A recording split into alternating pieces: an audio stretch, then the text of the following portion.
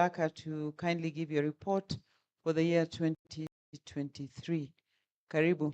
Let us welcome him.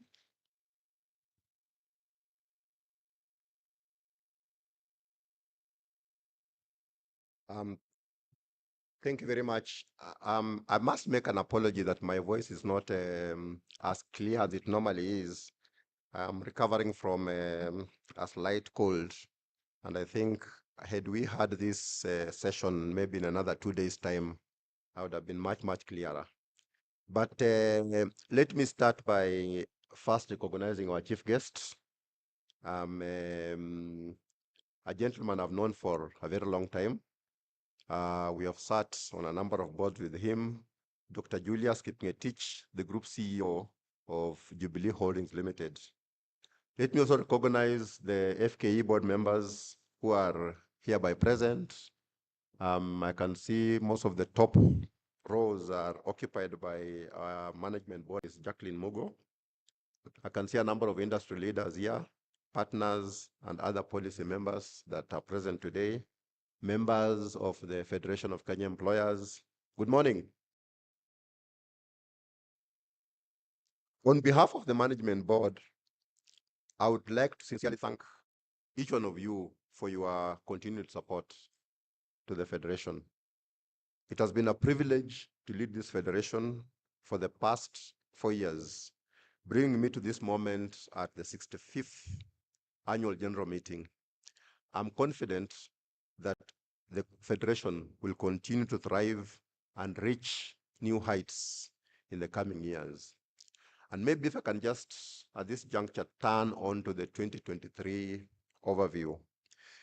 The Federation significantly contributed to the country's social and economic development by advocating for a favorable business environment, promoting sound industrial relations, and ensuring fair labor practices. This involved engaging with the government, stakeholders, international bodies like the International Labour Organization, the ILO, where our executive director holds key roles. Our strong networks and partnerships locally and internationally have boosted not only our visibility, but our reputation as well, enabling us to participate in developing and adopting the best international labor practices and standards.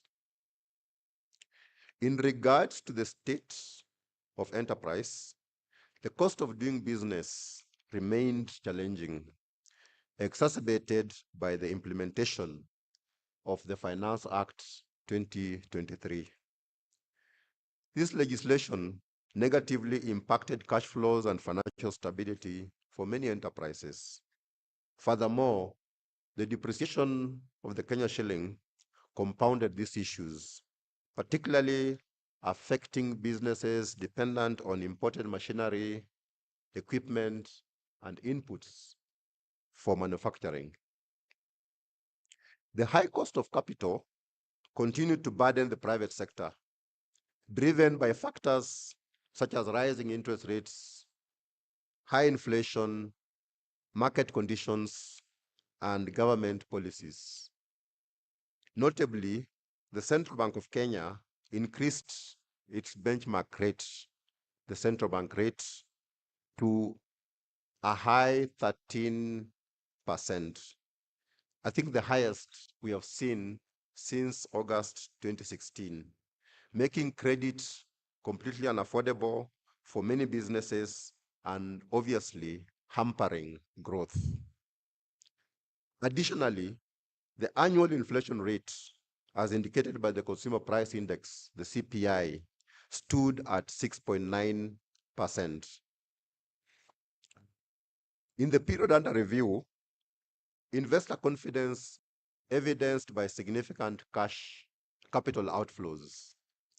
This trend was attributed to negative perceptions of emerging and frontier markets, the high cost of doing business, and the depreciating value of the Kenya shilling. Consequently, Kenya's stock market faced severe setbacks, becoming reportedly one of the worst performing globally. Market capitalization fell by 5.1%, with equity turnover and total shares traded decreasing by 67.9%